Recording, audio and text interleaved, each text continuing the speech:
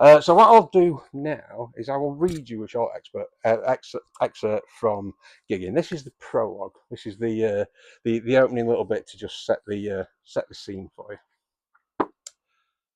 Yeah, bear with me. So Monday the 14th of August, 1978. The old cellar was clean and empty. There was a subtle tang of damp lingered in the air like a sour wine. The man living in the house had recently whitewashed its 4 brick walls, so when the late evening sun streamed vibrantly through the street-level window, the pastel white surfaces transformed into warm sheets of late summer gold. As daylight gradually faded, an unwelcome chill settled in the air. If there had been any living creatures in this underground room, they would soon see their exhausted breath condense into mist as it escaped the comforting warmth of their bodies. But there was no life down here. The cellar was completely barren. The man had ritually cleansed and sterilized the entire space in a systematic ritual that he would repeat weekly for the next 20 years. In the centre of the room stood an old stone workbench, crafted from an imposing and immovable slab of locally sourced granite, over 3 inches thick. Short walls constructed of heavy brick supported the solid oblong work surface on 3 of its 4 sides, mirroring those that comprised the rest of the large old Victorian semi-detached above. The man had covered the floor with a gaudy threadbare carpet. Its once grand orange and claret leaf pattern proudly adorned the upstairs dining room before he condemned it to decay as a makeshift cover for the cellar's unwelcome stone floor.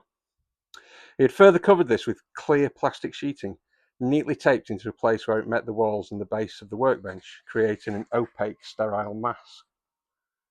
The man had lived alone in the house for nearly 30 years after inheriting the property following the untimely death of his mother. Now approaching his 50s, he had spent most of his life in solitude, choosing to remain reclusive. The theories he developed and his experiences during his mother's lifetime left him with little time or patience for familiarity or friendships. Much like Peter on the road to Damascus, the man had undergone a profound enlightenment that altered his perceptions of reality and what was truly important to him. Now he only had one go.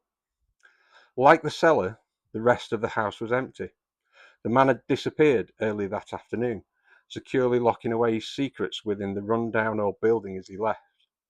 He might have been conducting research at the local library or sifting through the waste of the nearby university or polytechnic, trying to salvage equipment to commence his work. He could have even been offering his homemade amphetamines or quaaludes to the local students or street corner mod contingent to help finance his ambitious project. Wherever he was, he knew that the time to begin his work was upon him. When he returned to the house later that day, the man would meticulously record in his log exactly how long he had been gone. In the dying velveteen light of dusk, a box materialized on top of the stone table. Its preformed, molded plastic shape remained unusual, despite the advances in plastic technology during the late 1960s. The cold, clinical surface of the polymer neither reflected nor absorbed the waning autumn sunlight. Instead, it sat dully, shrouded in its cooling, iridescent glow. In the darkened interior of the cage, a creature stirred. Pressing itself back against the box, it sought refuge in the shadows. But as its instinct to escape intensified, it reached a long, black and white furred leg through the material grating at the front and clawed frantically at the surface of the table. A pair of fear-filled amber eyes peered out from the darkness, glimmering in the twilight like 2 warm coals.